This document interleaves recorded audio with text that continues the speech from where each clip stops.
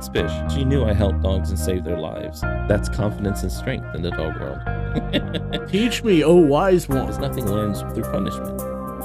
It learns through reward. And a lot of times I'm dealing with dogs no one else will help. Oh my. Every dog should have these basic skills. Yeah, I mean, trust seems like the biggest step for any of this. You defeat the energy. You pop that bubble of anxiety. We know you're scared. Here's what you do about your fear. That's true power in the dog world.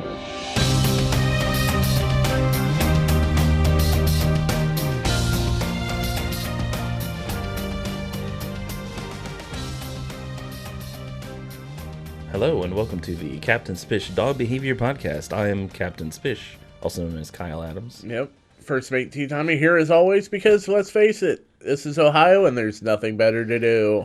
Especially not today. No, not today with it actually being cold and everything else. Finally, it only took to be 2024 to get, snow and everything else. It's sunny though. Oh, it is indeed sunny. If you're driving, make sure you wear sunglasses because you won't be able to see a thing. But hey, that's not dog behavior. Oh, no. That's small talk. That's Chihuahua talk. Chihuahua say in the talk. business. Real quick, is Chihuahua actually the smallest breed of dog there is, or is there like a pygmy dog that's smaller than that? I don't know. Just I'm a dog behavior expert. I'm not necessarily a dog breed detail expert. Oh, okay. I think they are known. I think they can get to smaller than most breeds. Okay. That'd be interesting to Google. Comment down below. What is the world's smallest dog breed on average? Yeah, or the smallest dog you've ever seen. Educate us. I'd like to know. What is the smallest dog you've ever seen? How does it fit in your palm? My mom used to tell me about a teacup Chihuahua that our friend Alberto had that fit in his t-shirt pocket, like his It's funny that you say that and you point right there where, the dog head clearly is.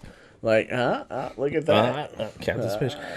So anyway, I think Tommy is suggesting we, through our possible episode list of what we should talk about, is what every dog should know. What should your dog know? What is the bare basic minimum things you can teach your dog? How lazy can you be? That's a question I always ask. How little can I do? I mean, probably more so, how lazy can I be, but effective? Well, sure. Well, that's what I mean. Like, what's the least you can do and still keep your dog safe and have the tools you need to make sure your dog can navigate life with as little stress as possible and as little likelihood of killing itself as possible.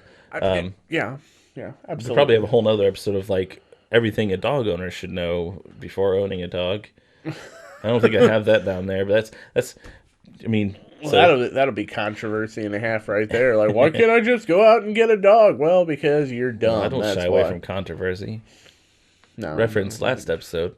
But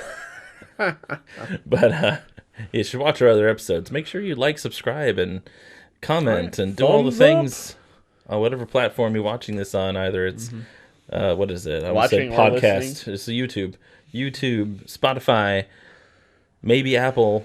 I have to figure that out. I don't know. But it should be on Google and Amazon and a few other places. But anyhow, so what should dogs know? So, have you ever heard of Come Sit and Stay? What? Oh, you mean COME. Yes, I'm aware of that. Absolutely. What do you know about this, Tommy? Come sit and stay. Yeah, well, when I got married, it was kind of a given that I needed to know those things, and with a dog, at least until a towel comes, right?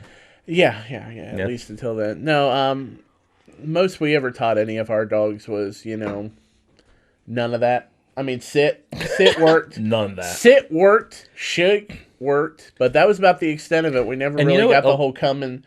Well, most people that sit and shake are hard to teach. Yeah, I can't say that because my dad used to run coonhounds. We used to have blue tick coonhounds, and he would have to get them to come because we would go out at night. He would run them. We'd tree a raccoon, and then we'd go home. And, well, sometimes you gotta call him. I never knew how he did it. I have no clue because I never saw him train or do anything like that with the dogs. Well, It was most just of that's like the dog's natural. instinct. Yeah, you just Yeah, have to redirect so, some of it. But the way that he would do it, and he would call for them, and they no matter how far away they were, they would just immediately come. And I'm just sitting here like, I can't get They a know where damn the dog food to is. sit. They know where the food is. I'm the one that fed them. Yeah, So but what they the know hell? that he calls them in and they get to eat if they come home. I guess that's true. Doesn't matter who feeds them.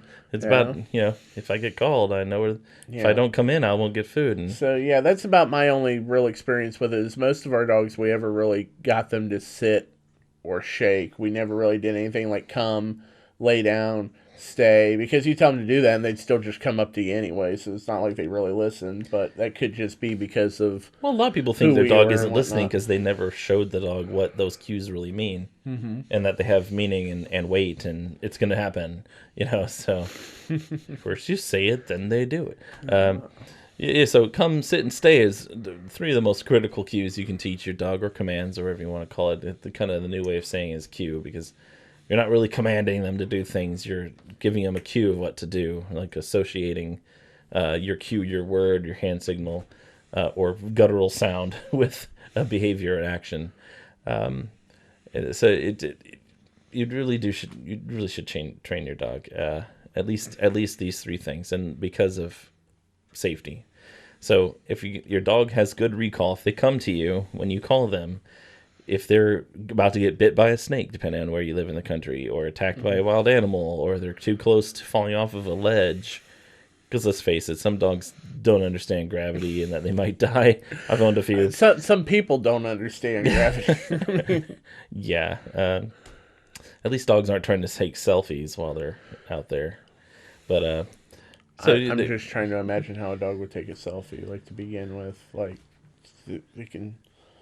I mean, they wouldn't be able to hold a phone. They would have to have some kind of contraption around their neck that would hold the phone out, and then a human would have to or they'd have to step on a signal button. So if any of you out there come out with a way for dogs to do selfies, I mean, we want in on it. We want like ground floor level investment and everything else. Dog selfies. So yeah, if you can get them out of danger, you can have them come to you so they don't run off or go too far out of sight and get into trouble, get attacked by another dog because they don't know any better or any of that. Recall is very important. It also reduces stress, and I don't know any other command or cue that makes me feel happier when the dog obeys is when they come to me. You should always make sure it's a pleasant experience. So they come to you. It's no matter what they just did or what just happened, or if they ran away from you and disobeyed the cue before. If you get to them and they come to you, whether you force it or not, if you get them hooked by a leash or bring them back, praise them and to act like they did it on their own. They should never think that anything unpleasant whatsoever is ever going to happen to them once they get to you, once that cue has been put out there. Well, I imagine if they feel that way, that they're going to be less inclined to obviously do it. If the only time you ever tell them to come here is out of anger and everything else. And punishment, I say this almost in every episode, punishment doesn't teach anything except for that you're emotionally unstable. And dogs, the best they can do is ignore that. So don't be something to be ignored. Don't punish your dog. It's okay to correct them, to redirect them in certain situations. But right here and now, when it comes to them coming to you, you tell them to come, you go retrieve them, bring them back to where you told them to come to you and act like they did it on their own. Speaking of correction, tell my boy to be quiet. Quiet, Booge. But he's shaking off. He's all nervous. But yeah, they come to you, and only good things happen. Reinforcement, so they think no matter what I just did, or I know it's wrong or bad, if I come back, I'll get forgiven and praised, and everything will be good. You'll be safe. And that's more important anyway. That's actually a true correction is to, you're going after that dog or going after that duck, or you ignore me because you're having this impulse of going after something, or you're happy to be out and explore. That's cool. Come back to me and you'll get a reward because that's what's most important. And that actually makes them running away from you or doing something bad when they're away from you. It redirects that to something that's positive, and that's what you should be doing anyway for any behavior, good or bad, that you want to redirect. We want to reassociate it. So that'll help keep them from, if they do dart off through a door or run off, they'll come back to you and be safe. Sit is important in combination with that sometimes. So I teach my dogs, if I tell you to sit, it's until further notice.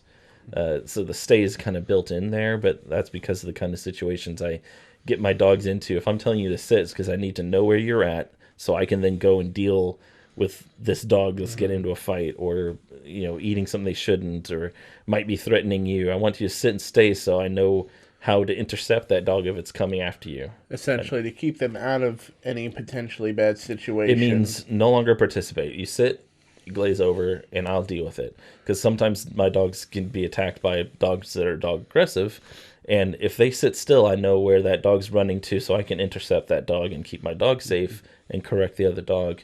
And if they run off, they'll just entice the dog to chase, because in the dog world, that which runs must be chased.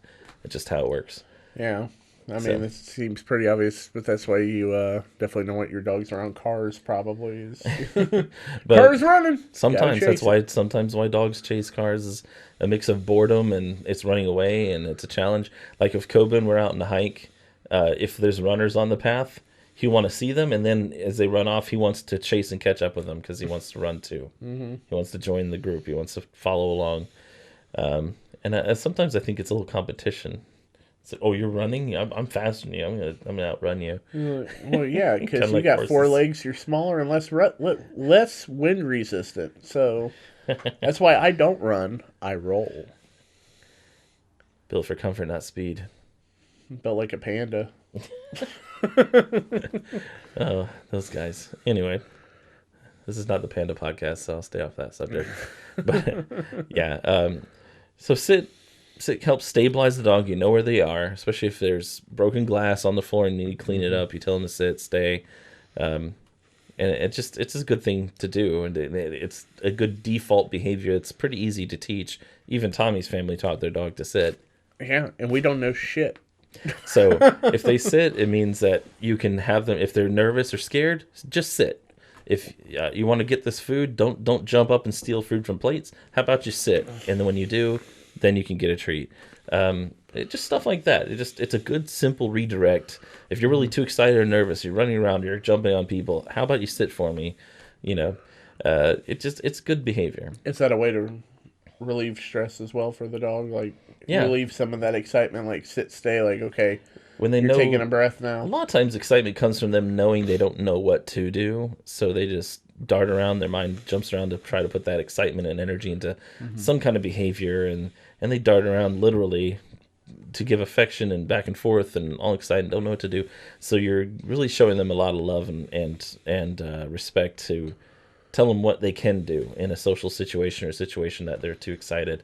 Hey, how about you sit for me and do something for me and look at me and see my calmness, and then you can jump to another behavior, as play dead or shake my hand, things like that. Is there any? It's a good first trick. You bring that up. Is there any safety or anything like that play dead really kind of just any safety reason why you would do that, like you would for come sit stay, or is that just more or less just a normal kind of trick? To me, as a behavior expert, all training tricks and behaviors you can teach your dog to do or redirect on cue, because most training is taking something a dog does naturally, bringing it to their attention and saying, when I say this or do this hand signal, this is what you do, so you can get a reward for it.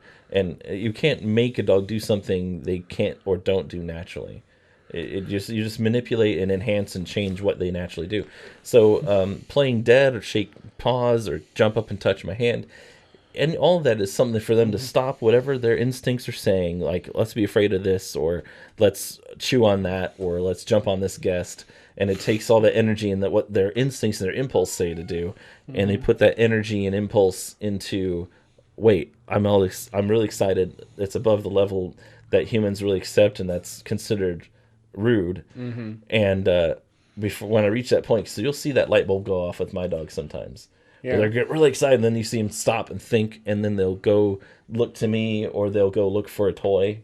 So, because I taught them to redirect, once you get certain critical mass, take this energy, instead of putting it into your paws and into your mouth and into my guests, go get a toy and interface with us. Let's do something else. And you can do the same thing with a trick. So they get really excited and they come and look to you, and then you have this bag of tricks. You can have them do these behaviors and put this physical and emotional energy into, almost like de-stressing exercises, and it lets them know what they should do. So they're not asking, what should I do?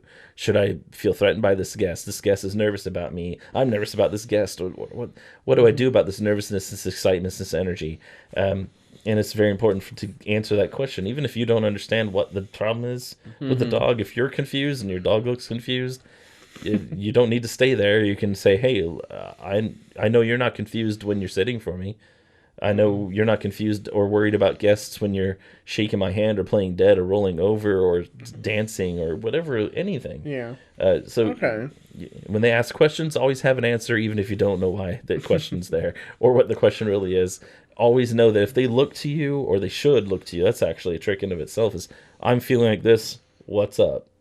And then you give them an answer, even if you're like, "What? I don't." That's when you look at like, I don't know. Do I own you? No. Come to me if you're not sure what's happening. Come to me. If you're nervous, come to me. Sit, stay, go into the other room, go to your spot, go lay down. So all this training is very important to redirect behaviors into and to prevent bad behaviors from ever occurring, or to redirect bad behaviors that have been occurring.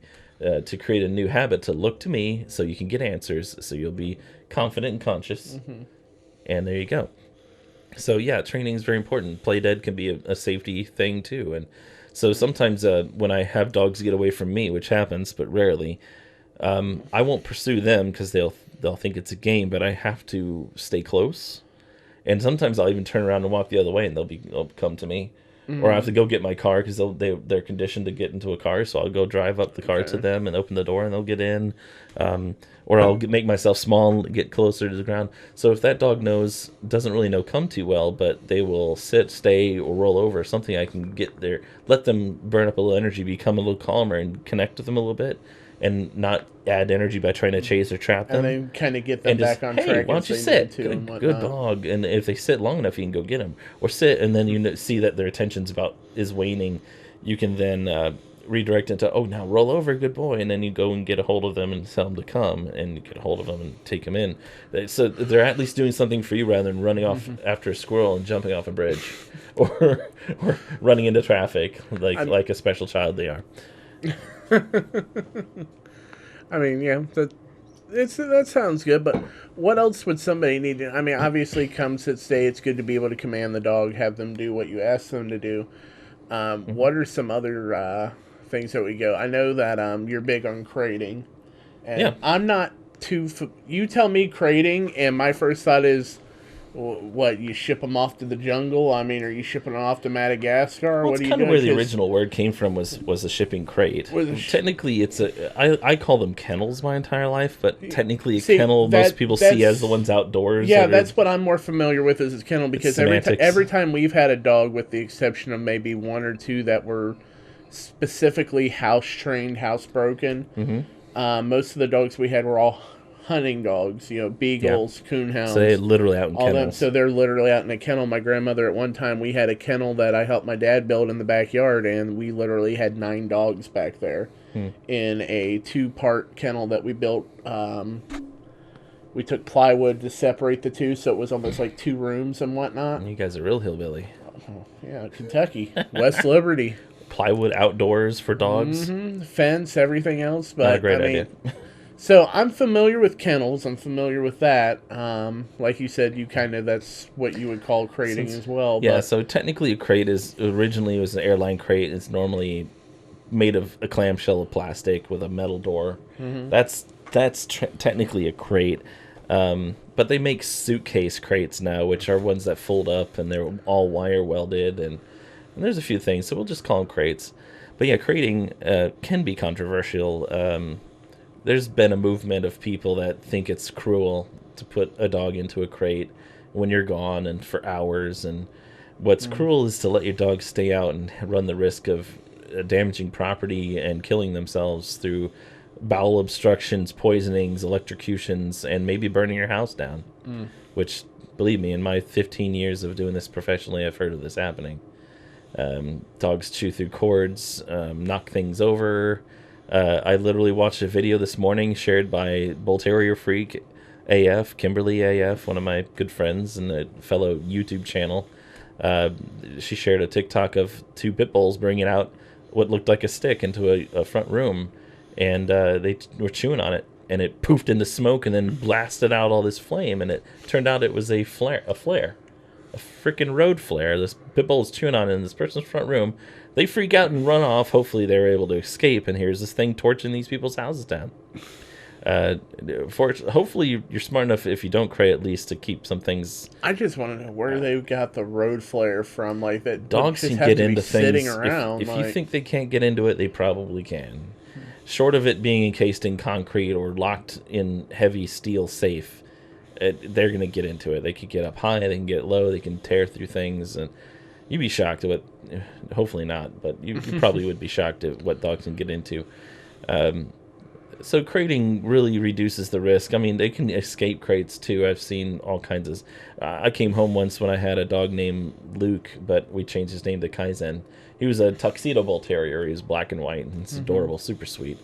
We came home and he was out of his crate, but we had him also pardoned off into our kitchen-like area, and there was a dog crate, a dog door.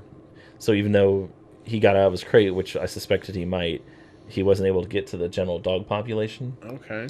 And even if he got out of that crate and through that baby gate, that dog door, the other dogs are crated too. So it's just so many layers he'd have to get through to get to the other dogs. So I wasn't sure if he was dog aggressive from what the clients had reported him to me. But we came home and he was out of his crate, and the crate was in perfect form.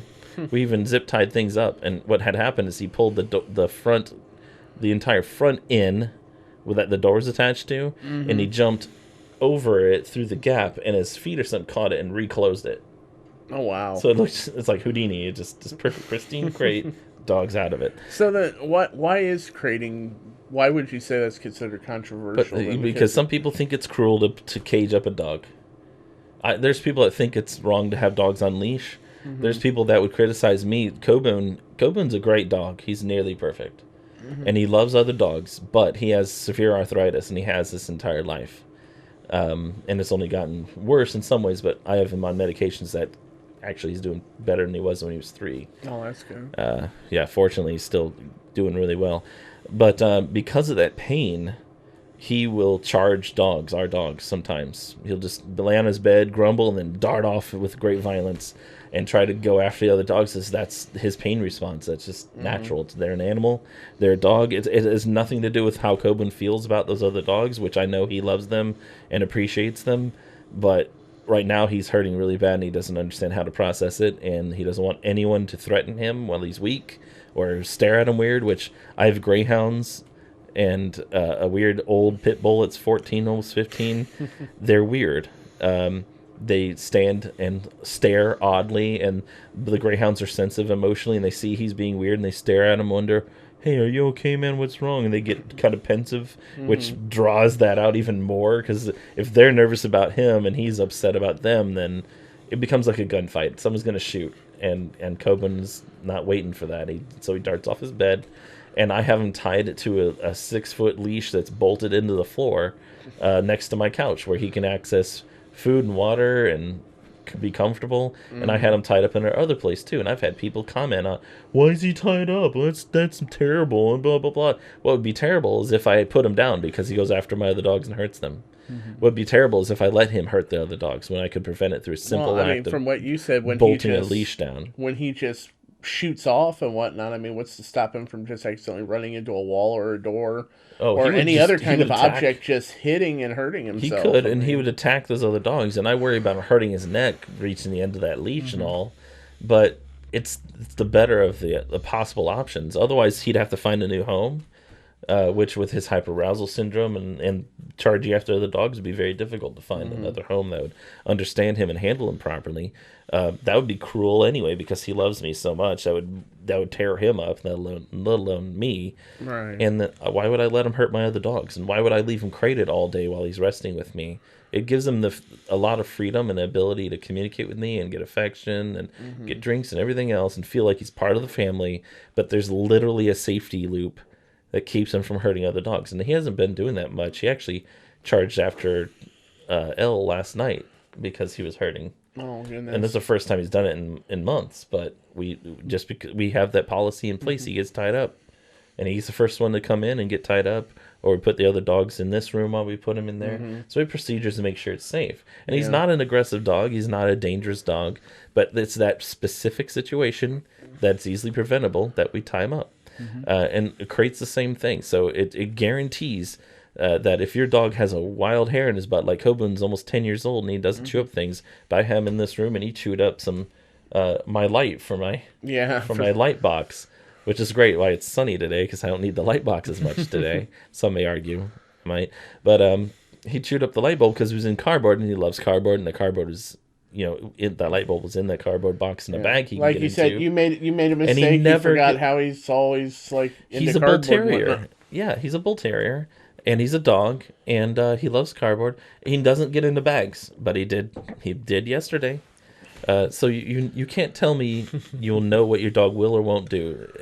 They're going to have a one-off day where something enters their mind and they do something they usually wouldn't even think of. And that's the day you could lose your dog or your home. And I can't tell you how many times I've had clients where I've told them, crate your dog while you're gone. You didn't raise those dogs together. You didn't even raise either of those dogs. They were rescues. You don't know what their history was. And even when I do raise dogs from a puppy, sometimes I still won't even trust them loose in a home together. That's a special place that's earned through knowing what that dog from birth and trial and error and safety tests. But otherwise, your dog should be crated. And I've had clients lose dogs because one dog killed the other. Oh, no. So sometimes on accident, sometimes not so much, because they didn't listen to that simple advice. Because they felt guilty. Well, now how do you feel? Right. It's the lesser of two evils, even though one isn't really evil.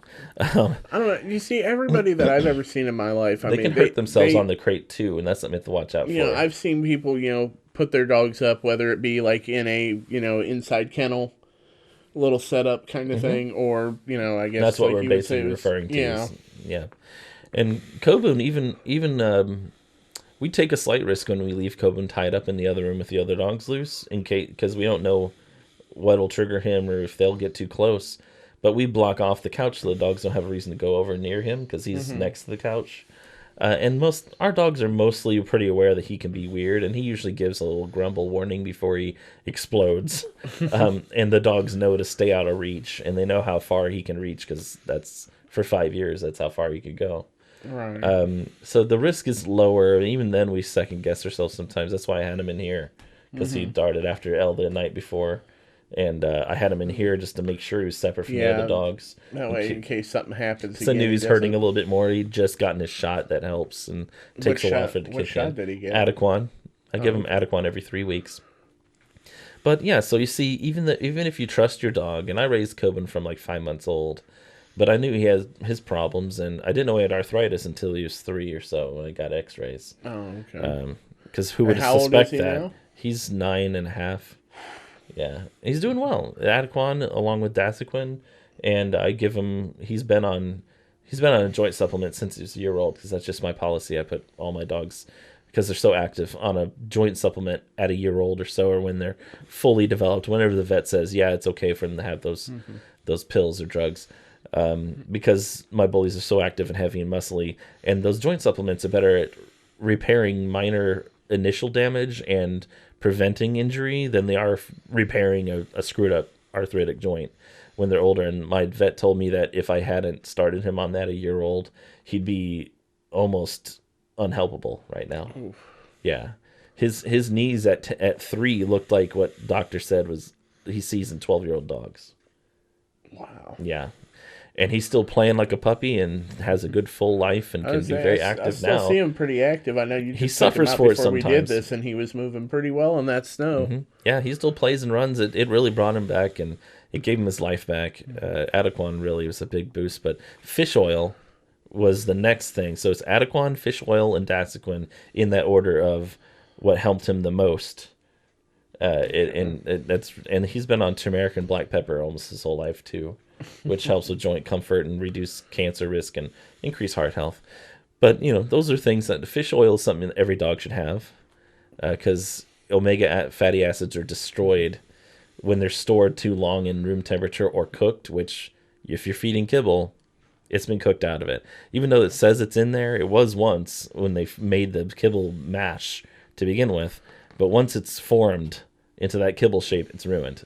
You have to re-add it. And it's cheap. I literally spent $35 on a big 32-ounce thing of oil, and I have 4 dogs, and it lasts me a couple months, almost 3 months. It's totally worth it. And all the dogs, their joint health increased, and their coat got better, and their energy got better. See, before you, I never would have thought that anybody would give vitamin supplements or anything like that to their dog. They eat highly processed food, so they need it. They normally need something like that. I mean...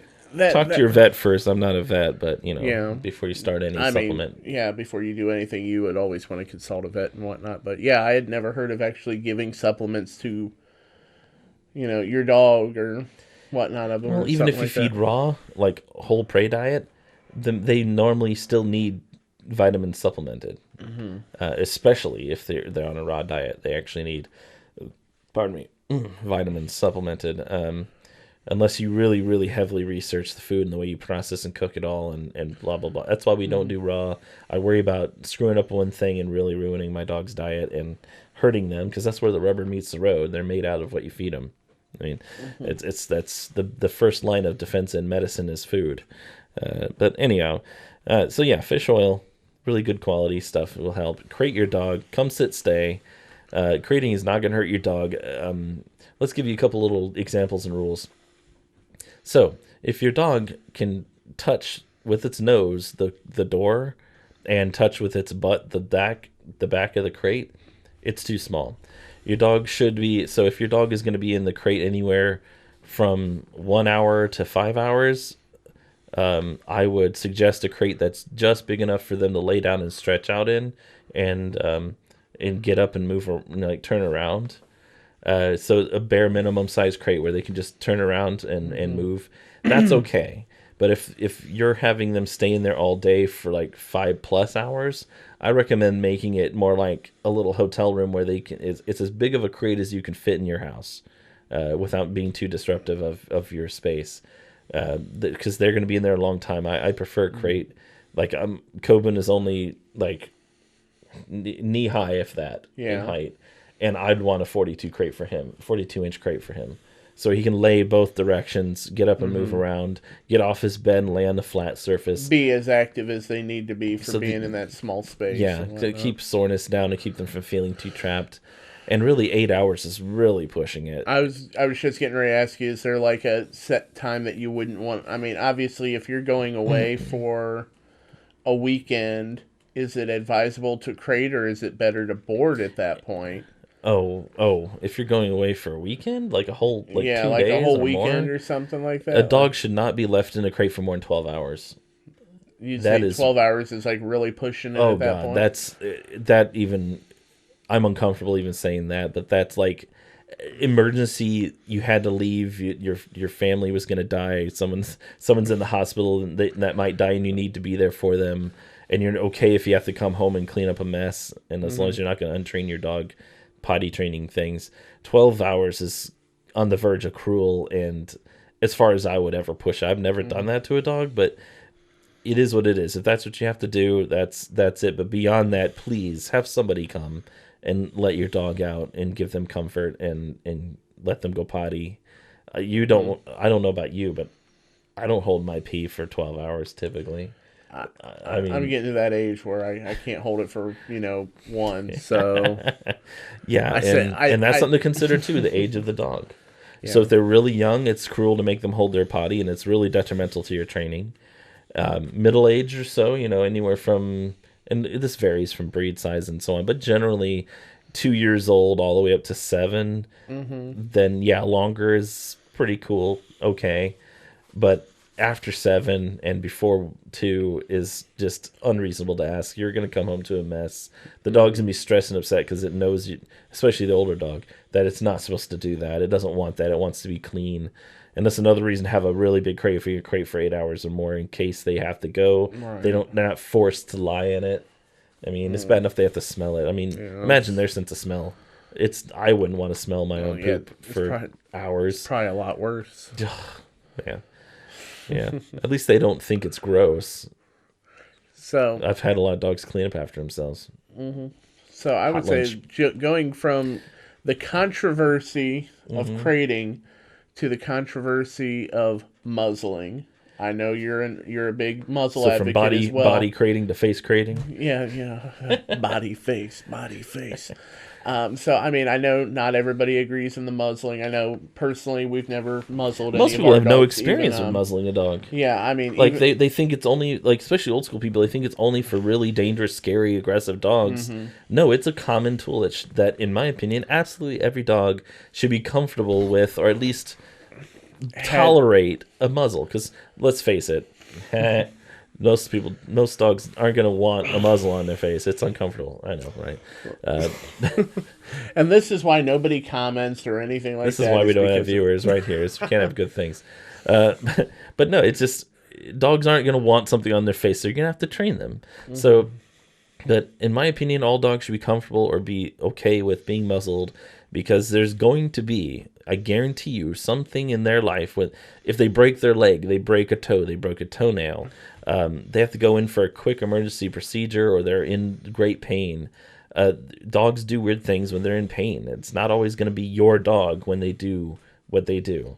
They could bite your vet even though they've never bitten anyone in their life, because they're in so much pain and shock. They're not really consciously there. And muzzle can keep your groomer, your vet, anyone safe that has to transport that dog in an emergency situation. It could be where it's nothing to do with your dog at all, that there's maybe people out in certain areas or spaces that are uncomfortable with dogs, or you have a visitor over that's scared of your dog. Muzzling your dog will make that your visitor or the people around you feel a little safer. They may be a little off-put at first because they're not used to seeing a muzzled dog, and they're like, oh no, Hannibal Lecter. I get that. I mean, I won't lie. If I were to walk into a room and I saw a dog there with a muzzle, my first instinct would be like, okay, he's obviously a biter of some sort. Yeah, but it gives the handler a chance to tell you why. Oh, he eats things. Or I didn't know how comfortable he would be being around my dog, so I muzzled him so there's a safety net. Or hey, I know my dog pretty well, but I've never had a visitor before, or we don't have visitors often. So just as a safety net, in case something gets weird, so you're safe. The worst you're going to get is punched or clawed a little bit, but you're not going to get straight up bitten unless you put your fingers in there. You know, put your fingers in there. That's the only danger with a basket muzzles, accidental or otherwise. I've had dogs try to shove my fingers in their muzzles so they can bite me. So there are different kinds of muzzles out there. And whatnot, like different types. Basket muzzles. All dogs should be comfortable with them, and any other muzzle is a cakewalk after a basket muzzle. So what I do is I have the muzzle. I wish I had one actually here, but they usually have slots in the front, and they have straps that go around the back of the head. So you want to do is where the nose would touch at the end of the muzzle, the very front of the muzzle. I would lay it in my hand and splay open the straps so they don't touch the dog's face. Yeah. And put a treat down at the very bottom. So you can put a treat on your hand and then place the muzzle on it. And then invite the dog to retrieve the treat, and keep your hand very still. And that's all that. It's just a treat dispenser. Just let them reach their face in there voluntarily. If they don't want the treat, find something tastier. Get some boiled chicken. Get a Big Mac down there. I don't care. Anything that they'll definitely eat or definitely be interested in. And just do that over and over. And when the dog just doesn't bat an eye and just reaches in for the treat, that's when you can start hanging it gently on the bridge of their nose. So as they put their nose in there, you can just gently tilt it on there. And it may freak them out. They may dart off. Just go back to lay and get treats out of there. And every time they're more comfortable, hang it on their nose and give them praise.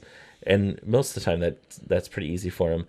And when they leave it on for a few seconds before they shake it off, once they get really comfortable with that part, then you can throw the straps over their head and see how they do, and then tie it off. And they may freak out. And you don't want to just go in there and try to... No, you're not trying to... The goal is not to think about trapping them in it, because they'll get that from you. If you're like, I'm going to get this on you, and I'm going to trick you, I'm going to trap you in this thing, it makes it automatically a negative thing. We don't want... It's not about trapping. It's about them agreeing to and cooperating with wearing this thing on their face. being okay with it somewhat, you know. And they'll probably, once you tie it off, they're gonna try to shake it. They're gonna try to step on it and pull it off.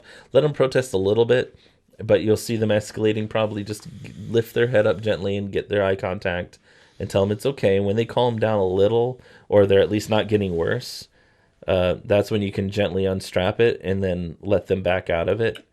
If they run off, then you want to bring them back and let them see the muzzle and touch them with it a little bit, so they don't.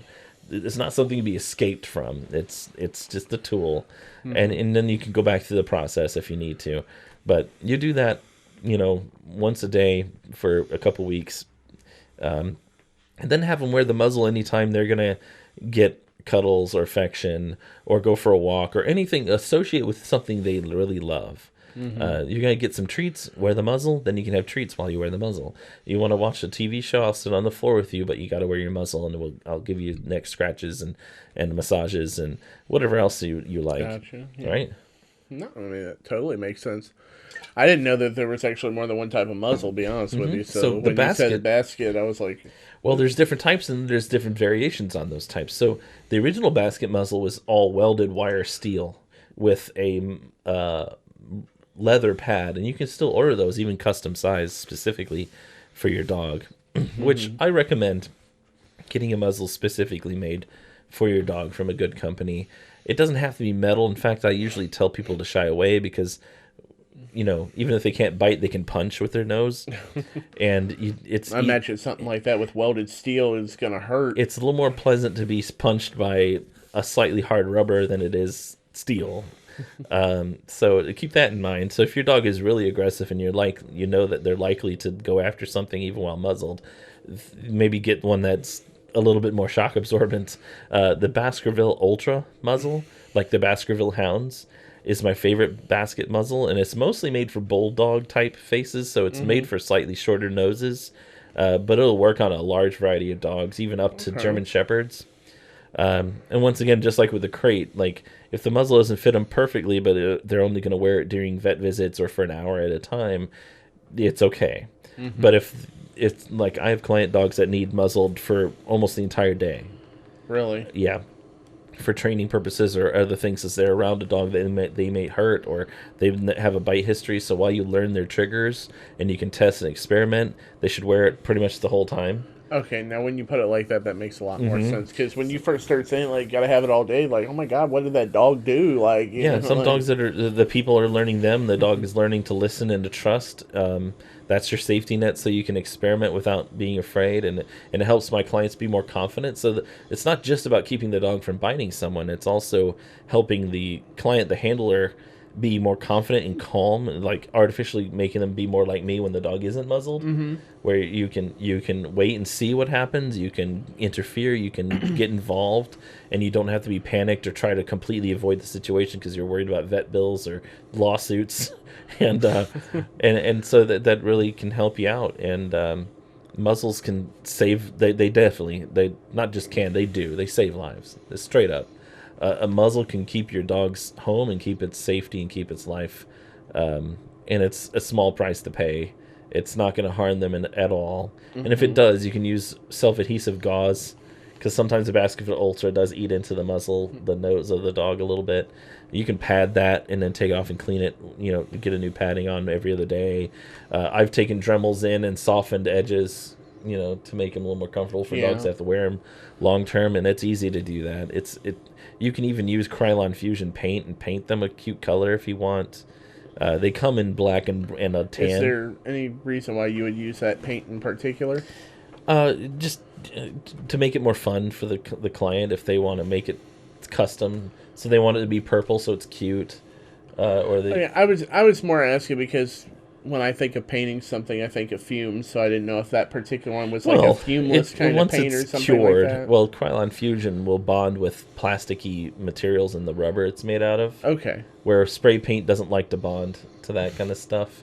You may want to still scuff it up a little bit with a grit sandpaper to help it stick, but that's just an option. If you want it to look less threatening, you want it to be a happy, bright color, or want it to match their harness or something, if you're worried about public perception, which sometimes is a concern, here's the thing. If you're walking down the street and your dog's muzzled and people shy away and run away, those are exactly the kind of people you don't want to be around your dog anyway, especially if they have to wear that muzzle for reactive reasons. Fine. You think my dog's crazy, then the muzzle's doing an extra job and keeping people away that are intolerant, scared, and likely to trigger the very behaviors I'm trying to fix in this dog anyway. So, yay.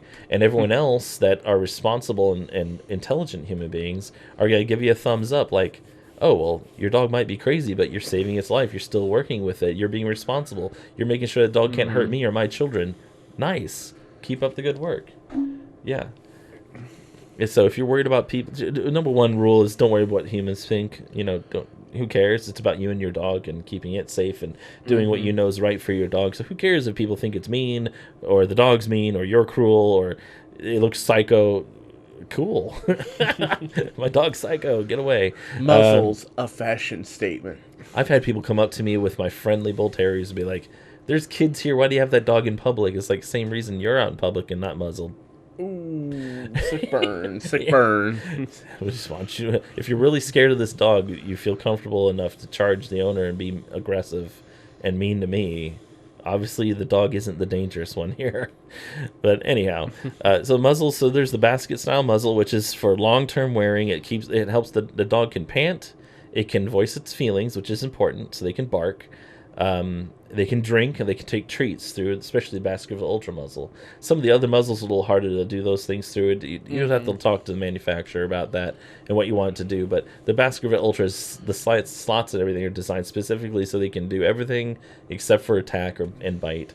So that's why you personally recommend that one? Yeah, because I really worry about long-term, like else. More than 5 minutes. So they make a mesh, two types of mesh muzzles as well, that really close the dog's mouth a lot, but they leave the nose open. And all they are is a single strap that goes around behind the ear, which is easy to escape from. It's a quick release clip, and it holds the mouth really close. And it's made of either just nylon fabric or a mesh that's coated in some plastic. But they're only meant to be worn because it closes the mouth completely for like vet visits, like to get a shot, and it's off. Okay. So 5 minutes, 10 minutes at a time. But if you try to use one of those with a dog while it's out walking or visiting people or wearing it long term, the only way they can cool themselves is through panting. They don't sweat, so they can overheat and die if you keep it on them. Wow, you're passing out too warm? No, I'm not passing out. Just having a moment here. Having a moment. So that's what those mesh muzzles are for, is for fairly well-behaved dogs to wear briefly during procedures at vet visits or sometimes at groomers. Because I thought with muzzles, like, yeah, the muzzle is in place to kind of just prevent them from biting, but the one you're talking about, that almost seems like a torture device to me, to clamp the mouth down. I mean, I could see like using it at a vet and whatnot. Because the nose is completely open, they can still pinch and bite. Yeah. So it's really meant for a dog that's mostly cooperative that might snap or quickly do a quick bite. Well, like you said, vets use them, and in that environment, I can understand because you have shots involved, you might have other things involved, and some dogs you want are to just be so careful. Nervous. Yeah. And they look nicer, they're softer, they're a little more comfortable for the dog to wear otherwise. But for any kind of extended use or practice, especially outdoors or in a hotter environment, don't put those on your dog. It's going to kill them. It certainly can make them panicked. It can make the behavior worse at best. So just stick with the basket muzzles for longer term use, and let the vets and groomers use mesh ones if you think that's appropriate. But if a dog's straight up aggressive to strangers, that's not going to be safe anyway. Like I said, it's only the mesh ones and the cloth ones that close the mouth are only meant to stop quick nips out at dogs when they get hurt or ow, that hurts, and not good for truly aggressive dogs anyway. And those are the two main types of muzzles. There's greyhound muzzles too. They're kind of a basket, but they're very lightweight, and they're only meant to keep quick bites and nips because their skin is so thin. It keeps them from hurting each other while they're running with each other. It's not really meant to stop a fight, but they hold on pretty well. They're good muzzles, and we have some of those too for our sighthounds. But muzzles they'll save lives. They're not mean. They're not cruel. They may look mean, but most people will briefly be like, "Oh, that dog's scary looking because it's wearing a muzzle," and then they think for a few seconds and get to know your dog, and and see either, yeah, I'm glad you have a muzzle on the dog, but I'm not so scared, or yeah, there's it's just a muzzle, whatever. Don't blow it out of proportion. Don't worry about it. And if you are really that worried about it, paint it, decorate it, whatever. Use nail polish, but let's make sure it's dried and cured, so you're not gassing out the dogs. Yeah, and nail polish sticks to stuff, and it can be removed pretty easily with acetone, which is nail polish remover. But anyway, so come sit stay. Definitely some training things they need. I mean, you could probably add one or two other really important cues, but those are the three ones. Like, come sit stay and drop it. Drop it can help poison proof your dog, or if your dog eats things, if they have a solid drop it, you can keep them from getting parasites. Like Kobun caught a rabbit in our yard a few years back. Oh, good. And most dogs aren't going to let go once they get an animal. But his drop it is so good because of his previous owners doing such a great job at teaching him, and then me, of course, reinforcing it, that he's like, oh, look what I got. And I was like, drop it. And he's like, okay, what? And he comes over to me. I didn't do nothing, I swear to God. But that kept him from getting tapeworms. That's good. And I just, otherwise, I would actually like it if he ate the animal, because it's not bad for him. I'd just not feed him his dinner that day. He'd still think I'd starve him, though. Where's my dinner? You ate your dinner. You caught it in the yard. Drive-through is what it was. Yeah, he got that fast food. That McWabbits. McWabbits. Those wascally wabbits. Yeah. But so it can help with that, or if your dog... there's bull terrier out there, and dogs in general I've known, that literally eat rocks. Well, just grab it. Like Tazzy, our old dog, is now, I think, senile. And she literally eats anything on the ground, including the ground. She scoops up dirt like an excavator, and eats it. Grass, sticks, rocks, anything. It's just. I knew she was a little loopy, but I didn't know that she's silly. Did that. She always was an eater of things, especially sticks. And Coben likes to eat sticks too, like obsessively. He'll go out and peel the bark off our trees. I have to go stop him. Wow. Especially the sugar maple. I guess it's sweet. Well, I was going to say sugar maple. Which a muzzle could prevent too, but we actually have Elle out there muzzled because she'll eat everything off the ground too and make herself sick. Okay. So you drop it should be added into the commands. I think I keep forgetting that because it stays so cliche and original. But drop it. It kind of just flows off the tongue too. Come sit, stay. Come sit, stay. Yeah, you drop it so they don't chew up things they shouldn't chew. They don't get obstructions. They don't poison themselves. Mm-hmm. You don't embarrass yourself in public. So your dog eating weird things like used condoms and stuff like that. Drop it. You don't have to reach your hand in there. Mimo never got that. He just wasn't. He was too wild. He would pick up dead moles, and I'd have to pry them out of his mouth. And then I don't know if he ever touched or smelled a mole, but they're musky, stanky. They're so gross. Oh, my hand smelled like that for like 2 days. And I have a stainless steel, what is it, bar soap, which will eliminate almost any smell, but not that smell. But anyway. Did you try the tomato soup thing? Like if you get hit with a skunk, you're washing the tomato soup. That can be effective. That should be the second step, but I don't remember what the first one is. But anyway, so come sit, stay, drop it. Crate your dog. It's not cruel. It's cool. It's actually, it can save their life. If you didn't raise it from a puppy, you rescued it, don't trust it loose with your other dogs. Make sure everyone's separate just in case. It will save a life. Hopefully your dogs aren't like that, but who can trust them? You don't know for sure. It's safer to just crate them up, make sure they're safe and comfortable, and most dogs love it. Muzzle your dog if you think it might bite somebody. That increase your confidence level, decreases the risk the dog even thinks of biting anyone, and it keeps you from losing your home or your livelihood or your dog's life. And who wants anyone to get hurt anyway, period.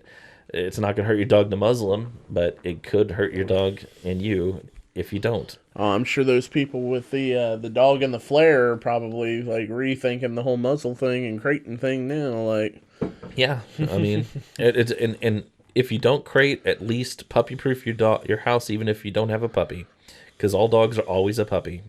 That's actually what humans did. That's one of the biggest mutations we did to dogs, is that we bred into them puppy behavior. We extended the play cycle and the attentiveness and the lack of self actualization. Like if a wolf gets stuck around a tree, they will look to see how to cut themselves free, and they don't look at people's pointing. They don't pay attention to that. They just figure it out themselves. But if a domestic dog gets stuck, they'll usually look to you and whine to figure it out. Yeah. We bred that into them to make them more trainable, and we bred into them to keep play, so we can use the play behaviors to train into tasks we need for them, and to make them need us more, so slightly more codependent, as we all know our dogs can be. So yeah, that's you just muzzle them, crate them, teach them come, sit, stay, and drop it, so they don't poison themselves. And what are the other things that we should do, that all dogs should do or know or learn or be comfortable with? Well, I know you've spoken about different cues that they have. And yep, we talked about the come, sit, stay, and drop it. Oh, I didn't. I was thinking cues under something else there. I mean, that's what a cue is a command. I was thinking it was a separate thing there. I know you have grooming. Oh, yeah, nail trimming and stuff like that. That's probably very important to do, just to definitely get your dog groomed and trimmed up. As far as grooming goes, some breeds don't need grooming, so to speak. Well, okay, yes, I can agree with that. I know nail trimming is something that everybody should probably do for any kind of pet that they have. When we had our that's a cat, basic need. Yeah, absolutely. Well, you would think that, but I know my mother-in-law, she has a really big bulldog, and she didn't trim his nails at all, and now he looks like he's walking on eggshells all the time, and that's just like us. Their feet can affect every other part of their body. If your foot isn't working right and you have to modify the way you walk, it's going to hurt your ankle, which hurts your knee, which hurts your hip, which hurts your lower back, and eventually you're going to have a headache you don't know where it came from. We're a stack of teacups. Everything's connected, and dogs aren't much different. So the front legs absorb a lot of shock and also steer and redirect the dog, and the rear legs provide a lot of thrust. That's why, and some dogs is the other way around. They not only absorb shock like bulldogs in their front legs, but they also are what I call pullers. So if you see a dog where their back nails don't wear as quickly as their front nails, it's usually the other way around. But that means that dog it pulls when it runs, and that's our bulldogs are like. Our bull terriers are the same thing. They pull a lot. Yeah, and with the front legs. But the front legs are mainly for shock absorption. So if their toes aren't working right, they can't comfortably absorb all that shock, and so they're walking more stiff, and it twists more, and it goes all into their neck, and then they wind up getting arthritis in their neck. That's what worries me about that, because they have another bulldog, and they do, they keep up with that one, but I don't know if they just don't do it with him because they let it go for so long.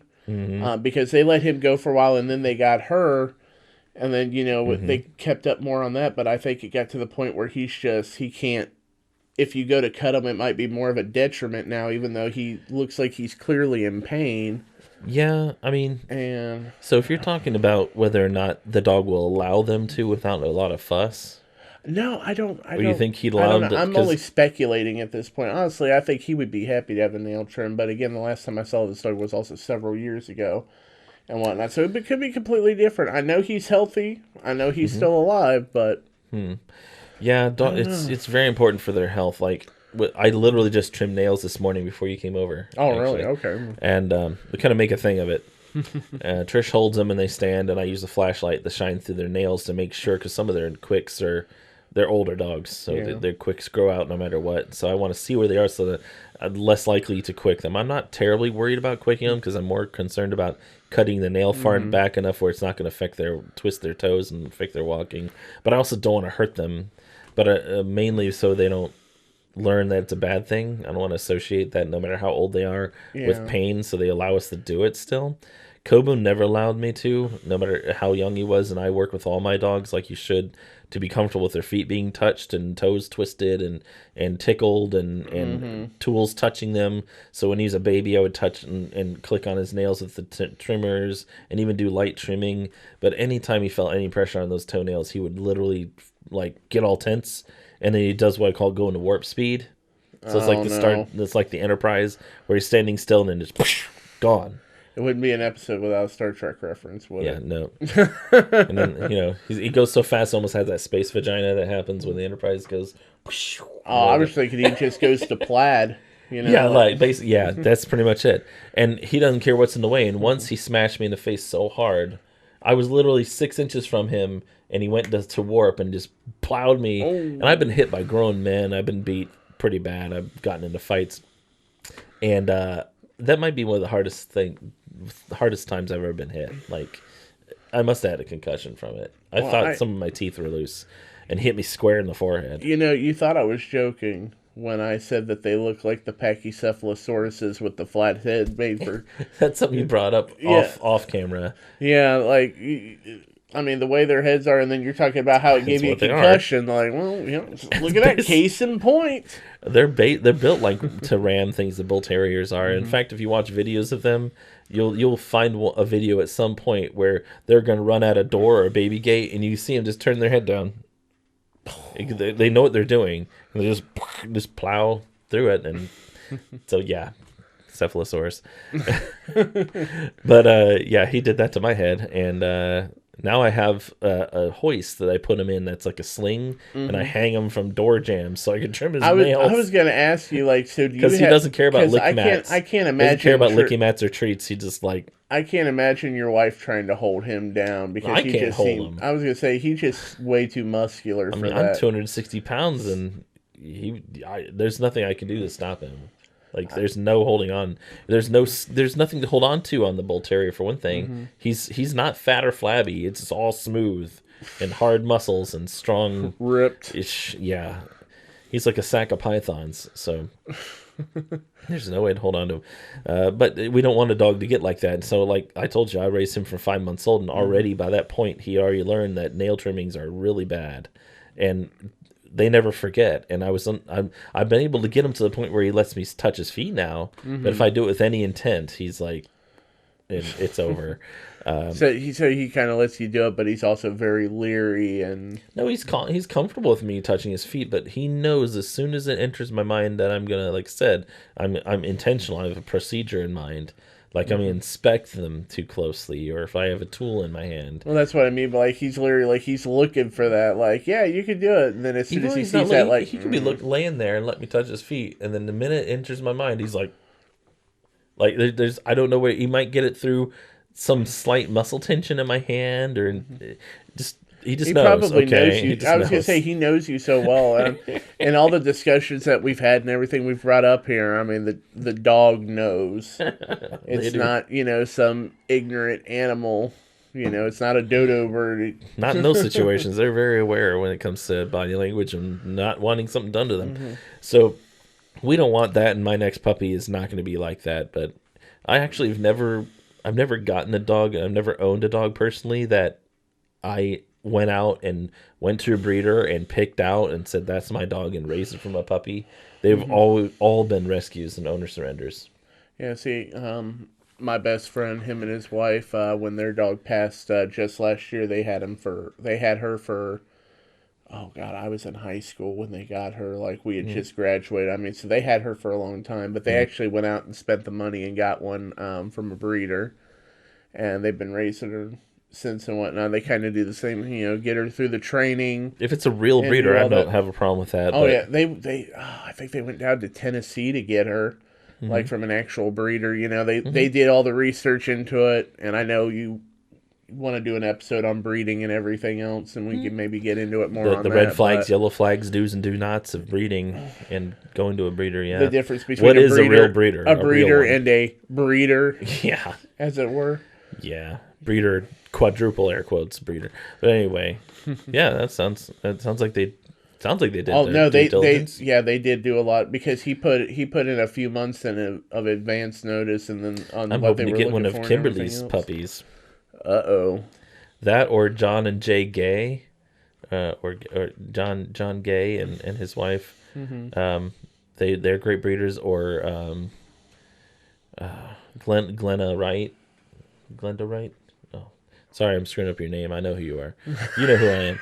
But does she know who she Glenda has is? some great dogs, and there's some really good, awesome breeders, and what's better than intentionally picking an individual is likely to work out for your home? There's no true guarantees, but that's the closest you're going to get is a health-tested dog that came from dogs with great personalities and hand raised by great people that know what they're doing. from a young age. You're really stacking the deck in your favor. That's all I'm saying. But yeah, so we're talking come sit, stay, drop it, kennel, muzzle, and what were we just Grooming. on? Grooming and nail trimming. So the dog should be used to you touching him everywhere. And I teach my dogs that what would be teasing behaviors, like poking them in certain places and tickling them and poking them in the ear and looking in their mouth, and all these things are affection. And that's why when kids come around and poke the dog in a butthole or mess with their ear or lay on them or do all these weird things, they think, oh, yay, this kid loves me. It's like, sure, dog, we'll go with that. It's probably good to know. I mean, like you said, especially if you have a family and everything else, because, yeah, I mean, you're going to have the young kids and, some of the adults even, too. Kids do kid things. And, and that's the thing, too, that all dogs should know or all handlers should know. There's no watching the kid when they're with the dog. Things are going to progress, even if you're like me, where you're an expert in reading that dog's language and know the do's and don'ts of what a kid shouldn't or should not be doing with a dog, and you're reading it accurately and rapidly through second by second, you still aren't going to be able to process what's happening and then formulate a plan and enact it quick enough to keep a dog from biting a kid or a kid from harming your dog or both. Quick enough. Sometimes it's better to keep them separate. It just, if your kid is too young to know better and your dog didn't live with kids and they're not terribly tolerant or you're not sure if they are or not, keep them separate. Just let them have a space separate from them and don't rely on your reflexes for your dog's life and your kid's safety. It's just not good. Things happen in a flash. You're never prepared. Yep. And dogs can be totally cool with something one day or even for months or even years. And then there's a day where they're not tolerant of it because they're a living being that has good and bad days like all of us. We had that happen with Joseph. We had my mom had a dog named Samson, and I was actually at work the day it happened. But I guess he was just petting the dog, doing his normal thing. And yes, he was younger. I believe he was about 4. Kids can't always modulate how much force. Yeah, they might intend to be too pushy, but he was just petting him, and I guess the dog just snapped at him and got a hold of his wrist right here and whatnot. Left a pretty good mark. He had to go get stitches. Oh my! But the thing is that it actually happened a few days before when a friend of mine, his dad came over to get him, and the dog attacked his dad, just out of nowhere. The door opened up when we answered it, and he just shot out and tried to bite him and everything else. And the dog didn't have a history of that? No, it didn't have a history of that. I'd be worried about brain tumor or pain issues. They eventually, because once he snapped at Joseph, they had to put him down and everything else because he had already tried to attack someone, and then he did. And I mean, that might have been able to be diagnosed and helped, but at the same time, I don't blame him for that choice either. That's not an easy choice. But it's something you never know. I mean, we'd had the dog for several years before that, never had an incident, nothing of the sort. And once again, no guarantees. Seen interactions between my son and the dog, and it just happens. It really does. Another episode you intend to cover on biting. Bites and their intentions and so on. I won't get into what happened there, but so it just keep them separate if you're not sure. It's good for a dog to learn to be tolerant of kids, but at the same time, not forced to be around them all the time. Well, you don't even want to be around your kids all the time. What makes you think a dog wants to be? But that all stems from a dog being used to being touched in all kinds of different ways, including ways that could be considered rude, but being conditioned to know that it's okay and you can tolerate it at least a little bit, and or even that it's fun, or that it's affection. I always try to teach my dogs that otherwise teasing behaviors are affection or play, and then they don't need to take it too serious. And I'd rather them experience that from me first, and I can take whatever comes, than some random child and be just rolling the dice and wondering what happens. I'd rather know. Oh yeah, I know what he'll do if you shove your finger in his ear, or if you give him a quick flick somewhere. Nothing to hurt him, but or if you pull on his tail or mess with his feet or get into his mouth. I know that he's used to that or she's used to that, and it's not too big a deal. Or it is a big deal. Like that dog's sensitive about its mouth, and the kid gets anywhere past the neck. It's nope, get back, kid. And you know what? feel free to gently but firmly push kids away from your dog. I'd rather get in trouble for, pushing a kid around than my dog lose his life because a kid made him bite him. Mm-hmm. Exactly. Be a jerk. I'm sorry. People force you sometimes to be in that position, and as a parent, I can say it's okay to be a jerk to your kids sometimes. Let me be the job? one to say it out here in the ether so that everybody hears it. Sometimes it's okay to be a jerk to your kids. Kids need to learn the things just like the dogs. Sometimes teasing is something you gotta tolerate. Yep. So, I'm gonna teach you. Don't let them be a bully to your pets. Don't let them be a bully to other people. That's how it goes. Yeah. So, they should be used to being handled. Nail trims. So just always thinking in the future about what will I need to do with my dog, and how can I break that up into little things that are easier to teach in small bites. Mm-hmm.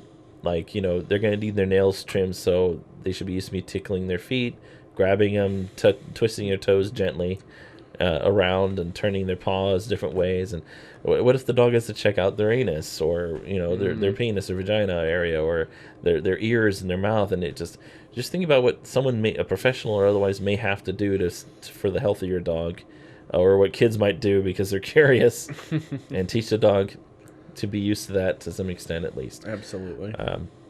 That's a large part of training, is predicting needs and situations, and teaching them coping mechanisms and skills and behaviors to do in that situation, so they're not relying on what instinct screams at them, because those instincts come from 10,000 BC. They're in a cave somewhere, and that's that's not really the world they're actually in. And so even though their instincts may be generally right, they're going to be wrong about the context, and that's where we come in to help teach them. Well, in the modern world, here's what you do and don't do about these situations. Bad cave dog, very bad cave dog. But yeah, so what else should all dogs really know? Well, being on leash, of course. All dogs should be. This may seem like a no-brainer, or like, who doesn't have their dog on a leash? Well, let me tell you about some clients I've been to recently. So there's been some dogs that have come out, and they're a year or 2, 3 years old, or even older, and the people just use the yard and don't take their dog anywhere, which is mind-boggling to me and very unfortunate. To me, birds fly, fish swim, and dogs, they migrate and see new places, smell new things, and mark on new stuff. And if all they're getting is their backyard, that's not stimulating enough. And the fact that your dog is as good as it is quite amazing. It's a testament to how cool dogs are. Mm-hmm. But I've had dogs of varying ages that have never really been on leash, or never, ever been on leash. And I can tell. Believe me, I immediately know if that dog has no clue what that strap is in your hand and why it's connecting to their neck. And even if your lifestyle is off leash, where that dog is loose on your property because you have 10 acres, and goes loose on hikes and is, knows to come back to you, even if they're totally friendly and love all dogs, that sometimes is annoying to dogs that don't love all dogs. So even if they're coming up with the intent to be friends with a dog, and some dogs take any approach as a threat, and it's a risk to that dog and its behavior, the peace of mind of the people handling that dog, and to your dog's safety. It should have recall and know to leave dogs alone. I have Coben off leash in certain hikes, certain places where I know I can see where he is, but he comes to me no matter what. If that dog's aggressive or if that dog's friendly, I always have him come back to me until I ask permission from the people or see that they're open to it, and also evaluate the dog myself, because Coben is sometimes too trusting. About, hey, I think I can trust them to go see that dog. But my first response, and everyone's should be, let's recall them, have them come back in. Mm-hmm. But even if that's what you do, where you don't see a need for a leash for the majority of your experiences with your dog, there is going to be, 95% sure, a situation where your dog is going to have to be tied up, leashed, or guided somewhere. And what if you fall down the stairs and the paramedics have to come? Your dog is wanting to run after the ambulance, or even attack some of them, or who knows what.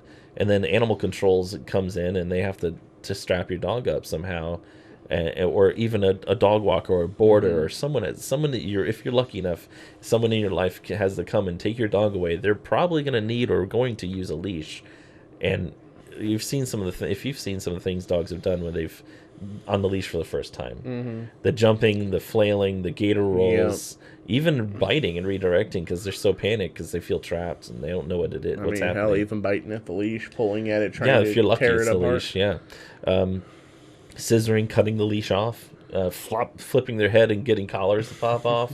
Supermaning in harnesses to get out. The one that I've seen the most, other than the one example that I gave of actually biting the leash, is when they actually like pull the collar off. You know, they throw their head down and they know they literally roll it like to pop it off their ear. They're pretty awesome. They're pretty smart. Pardon me. I need a better chair. Need a better chair. Hold on. But yeah. So being comfortable with the leash, even though it seems like a no-brainer, is. Certain people may not see much use for it, but believe me, no matter who you are out there, your dog should be comfortable on a leash. They don't need to be totally perfect on it, but they shouldn't be biting at the handle or on the leash, flipping, jumping, not refusing to go, fighting for control, darting off in different ways, trying to trip the person and kill them. They should be. They can pull, they can dart a little bit, but they should be mostly manageable on leash, no matter who they are. So there's that. I would like to see where dogs are comfortable with booties. Like for how cold it's been over here in Ohio, we've had my wife's been up. I don't get up that early. She gets up and gets most of the dogs out at like in the morning, 7 in the morning, and it's been 0 degrees, 1 degrees, wind chills at -11 up here, and it's just in snow on the ground. I don't know about you, but I think it's unsafe to walk barefoot in snow when it's -11 and wind chill outside. I'm sure the dogs can tolerate it a little bit better, but not by much. So wait, you mean like little yeah, they make little doggy booties. Doggy, do you have doggy booties for your dogs? Yeah, we put them on our old pit bull Tazzy because she can't tolerate, because her arthritis. It's so painful for her. She won't even go out much to go potty. She can't. It just hurts too much. And they're a greyhound. Their feet are so thin. They have no skin, no fat. They're just sticks, and they freeze instantly. And they're babies about it too. So it's for his comfort we boot him up, and it's so adorable. They bounce around, and he like prances with these big black boots like he's on his feet. showing them off, like he does that sometimes on accident. He's comfortable with them. He likes them actually. He knows they help him. He doesn't like them being put on because the process is uncomfortable. But he's glad to have them on because he can be out in the cold without freezing them. Believe me, he refuses to go out and go potty otherwise. My boy Coben, I make him tolerate it because he can, and he does, because he knows to get his business done and get in. And if you freeze your toes off, he's small enough, I can scoop him up and carry him inside. You can't do that with the sack of CD jewel cases that is a greyhound. It's like their skeleton wants to escape their skin. I don't think I've ever heard of a greyhound described as a sack of CD cases. You call that, or sack of elbows? Sack of elbows. Sack of elbows is what sighthounds are like. Elle we could carry in. She's young too, and she tolerates it fine, but she's a sighthound, but she has thicker skin. And she lets me pick her up. That's something else too. All dogs should be comfortable with being picked up, regardless of their size. Now that once it reaches a certain size, it becomes quite a challenge, I'm sure, especially for certain owners and handlers. I mean, if you got to bench press the dog to lift him up, if you probably don't want to be looking at 180-pound Neapolitan Mastiff has oodles of sacky skin slopping off of them. That's an active slippery load with all the excess skin. That can be very difficult, but they should be comfortable with at least half of them, like the front half and the rear half, being lifted off the ground. But if they're small enough for you to literally pick up, even if you can only do it for a few seconds, please help them be comfortable with that. That every dog's going to have to be picked up and put in onto an operating table or onto an exam table or something, even put up into a crate sometimes at a certain boarding facilities or vets' offices, and that's very important for them to be comfortable with, for safety of them and safety of handlers. Every dog should be comfortable with rolling over. For some breeds and individuals that can be a big challenge. That was one we never could get our. That can help you with nail trimming. It's if they roll over voluntarily, and vets sometimes will have to do that. But that's not as critical. I mean, there's workarounds, and you can anesthetize the dog if you need to really. But pilling, getting them used to pilling, something people don't think about. Sometimes you can get sugar pills or placebos that are literally sugar pills, I'll even put kibble inside of peanut butter, or other things inside of edible objects inside of peanut butter that are foreign, or cheese or things, so they're used to feeling something in there, so they're not put off. My wife's dog Tigra used to act like she was a KGB agent and everyone was trying to poison her, and she will know no matter what that you put something in her food, and she would refuse to eat it, or she would eat it and she would find every single pill, even if you put multiples, and she'd tuck them away in her cheek and then spit them out later. She was very good at finding pills and avoiding them. Even if they'll save your life, Tigra, you need to take this pill. Or if you don't want to be in pain anymore, blah, blah, blah, blah. So there's things like that. It just...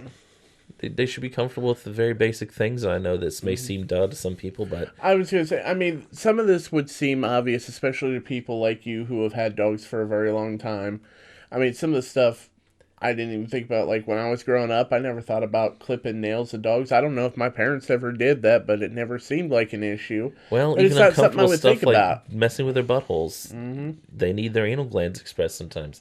Sometimes they may have a paratrooper hanging off there, and you're going to have to help them out with it. A paratrooper. Maybe they had something that could have been a bowel blockage, but it's making its way out, and it won't come out on its own. You're going to have to pull it out gently and very carefully and save yourself a $3,000 zipper surgery. There's things that you're going to have to do to parts of your dog that if you're not comfortable with, then please don't own a dog. Like, you're going to have to be all up in those orifices and do things that you wouldn't do for anything or anyone else. Dogs don't have thumbs. You're going to have to use yours. Sounds like a very dour note to leave this one on. It's like... The Captain Spish Dog Behavior Downer podcast. Oh, that's not a sour note. That's just a goofy gonna be like note. The end of it, the downer part of this. Like, so I mean, again, yeah, it sounds like it would be obvious to those who know dogs, but those who are unfamiliar like me, some of these are. Hey, that's what the podcast's here for. Is for people of every level. That's why you have me here. Is I am living proof of I have no idea what the hell I'm talking about. That's why. That's why my commentary is so atrocious. Change your nickname to You Don't Know Tommy. You don't know T. You don't with a capital T. Don't. Now it just sounds like that Grindhouse trailer. Oh man, I wish they made that movie. Don't.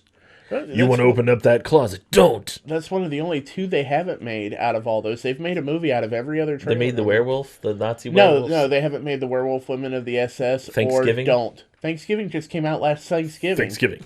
Yeah, It literally came out just last November. Those Grindhouse movies are some of the most fun I ever had in the theater. Oh, Death Proof was fantastic. You know what? I actually preferred the other ones to some extent, but I did like the last half of Death Proof was great. Well, yeah, the car chase scenes were great, but I like Tarantino's dialogue though. Films. That's just me. So. I love exploitation films. I'm a kung fu fan, but that's something that other dogs should be comfortable with too. Is being a kung fu fan? Cheesy movies. Cheesy movies. Dogs must tolerate you watching terrible movies, just like your kids. I did just introduce my daughter to the Mummy series the other day. So which one? The first one, and then we almost finished The Mummy Returns, but she had to leave before it finished. Mm. Now she wants to watch The Scorpion King. I'm so excited. She was mad because The Rock wasn't. Talk about a terrible but yet great movie. I mean, not the Tom Cruise one. We don't talk about that. No, that's what I was about to say. No, God, no, that was awful. But anyway, on that note, so did we miss anything? Do you think there's something that every dog should know or be able to be comfortable with, or a tool that every dog should be used to or accustomed to? Please comment below. Let us know. We'll definitely feature any good comments that are relative on our next podcast. We would love to be able to interact with you folks a little bit more, and it helps the algorithm spread us a little further and get us out there to be because known. We have thumbs and your dogs don't. We need to spread. Here's proof. You're missing one. There you go. But so like, comment, subscribe, or do whatever the thing is. Share. If you think this will help somebody out, or this information is important for someone to know, send it along. And you know my number if you need to call or ask for help or text. Captain Spish Dog Behavior. It's everywhere on Google or online. It's 937-245-0656. And we'll see you next time. I'm Captain Spish, also known as Kyle Adams. First mate T.Tommy. And you don't know my number because I don't know anything. This has been the Captain Spish Thumbcast. Thumbcast. Dog bless.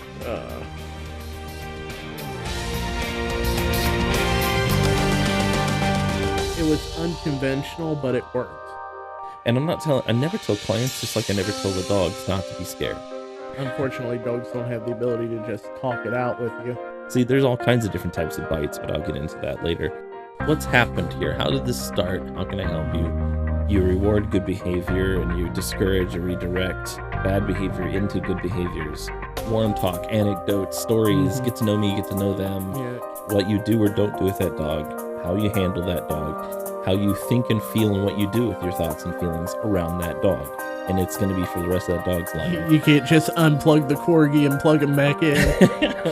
You know, I'm going to be open and honest about it. And that was like watching art.